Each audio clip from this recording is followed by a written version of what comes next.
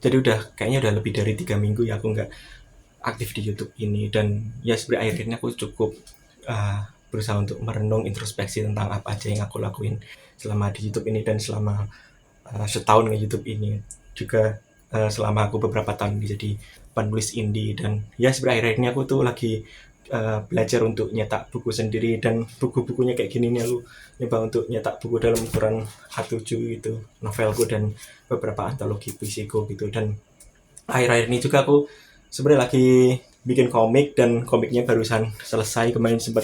Aku juga sempat nyelesain covernya juga. Dan selain itu aku juga seminggu inilah aku tuh lagi sibuk untuk proofread buku-buku yang barusan aku tunjukin itu, kayak novelku dan puisiku yang lama gitu, karena ini aku cetak dalam ukuran yang baru dan pengen aku jual ke event gitu. Jadi sebelumnya aku udah pernah nyetak buku-buku ini tuh di vendor gitu, di percetakan. Cuman aku ngerasa hmm, biayanya cukup mahal, dan aku ngerasa kurang bisa mencapai keinginan yang benar-benar aku spesifik.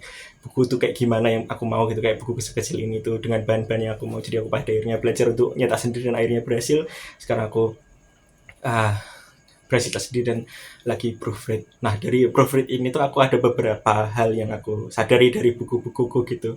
Jadi kayak misalkan ini kan aku sempat nulis nih novel pertamaku yang Lily Molly, dan yang novel kedua aku Kapi Club ini tuh kan aku tulis di namaku sebelumnya, sebelum aku jadi Faunafu sekarang. Dan aku ngerasa di dua buku ini, waktu itu aku awal-awal pas ketika buat buku ini adalah aku tuh kepikiran, aku terinspirasi dari light novel Jepang gitu, yang mana light novel dalam light novel tuh aku merasa bahwa gaya penulisannya itu sangat ringan banget, sangat apa ya, sangat nggak begitu berat buat dibaca pembaca pemula gitu. Apalagi aku sadar bahwa di Indonesia tuh kan sangat banyak orang yang belum terbiasa untuk membaca. Jadi aku ketika bikin yang Lily Molly sama Kapi Club ini, aku berusaha untuk bikin tulisan yang bahasanya sangat sesederhana mungkin, tanpa banyak ribet gitu. Jadi waktu itu aku kepikiran lah untuk nulis buku yang dengan format like novel gitu, kayak di Jepang, kayak yang Lily Molly Kapi Club ini.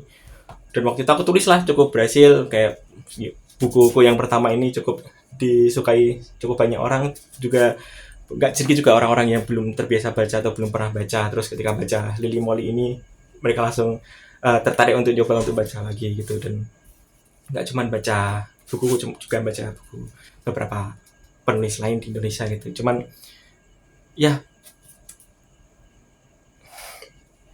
ketika aku coba untuk baca dua like novel ini lagi, aku sekarang dengan kondisiku sekarang yang mana aku udah ganti nama jadi Faunafu dan ngelakuin cukup banyak hal lain, dan aku berusaha untuk bikin art yang lebih jujur lagi.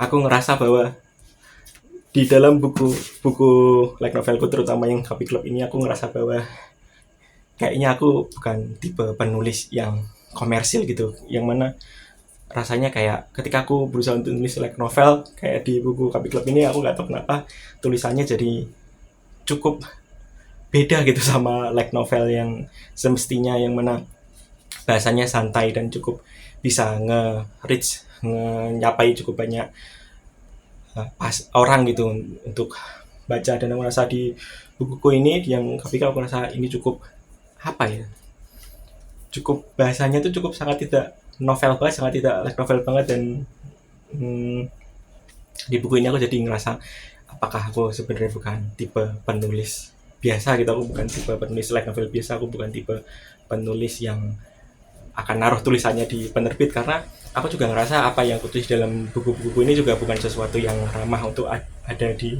diterbit sama penerbit gitu. Kenapa sekarang aku berusaha untuk, maaf tadi aku pause dulu karena ada orang pesan grab di kamar sebelah gitu, di kamar pavilion sebelah. Dan ya sampai mana tadi, sampai jujur aku ngerasa bahwa tulisanku tuh sangat enggak cocok untuk ada di penerbit. Aku ngerasa kalau aku coba ajuin ke penerbit juga kayaknya mereka akan nolak tulisanku itu. Kenapa aku pada akhirnya sekarang berusaha untuk indie, bener-bener indie, bahkan sampai nyetak buku pun indie gitu, nyetak buku sendiri manual dari tanganku gitu. Aku print sendiri mulai dari isinya sampai covernya, sampai ngelem ininya dan sebagainya gitu. Dan itu ada orang lagi, cuman ya udahlah ya, dan mungkin karena ketika aku menyadari di buku Kopi Gap ini aku ngerasa bahwa kayaknya aku bukan tipe penulis yang begitu komersil. Aku ngerasa kayaknya mungkin habis ini aku nggak akan berusaha untuk bikin like novel lagi, dan mungkin aku akan nyoba untuk bikin sesuatu yang jauh lebih sastra aja, lebih fine art, lebih seni murni gitu. Contohnya kayak ada di novel ketigaku ini, MDM, materi dari masa lalu, yang aku tulis pakai nama penaku yang baru, Faunafu gitu. Dan di sini cukup fine art banget, aku nggak pakai cover kayak like novel lagi gitu. Aku coba untuk ini aku coba untuk desain sendiri, aku bikin cover gambar ini sendiri. Dan kalau ini kan aku pakai ilustratorku, aku berusaha untuk bikin like novel jadinya anime gini. Mungkin di buku-buku berikutnya aku coba untuk nggak bikin yang modelannya like novel lagi, nggak akan bikin yang lebih sastra gitu, karena aku ngerasa ya tulisanku, jujur kayak aku rasa tulisanku terlalu kasar untuk jadi sebarang yang komersil ya, terlalu bahas sesuatu yang sensitif dan sebagainya. Bahkan mungkin di buku-buku ini ketika nanti aku jual ke event, kayaknya di bagian belakangnya ini aku pengen nulisin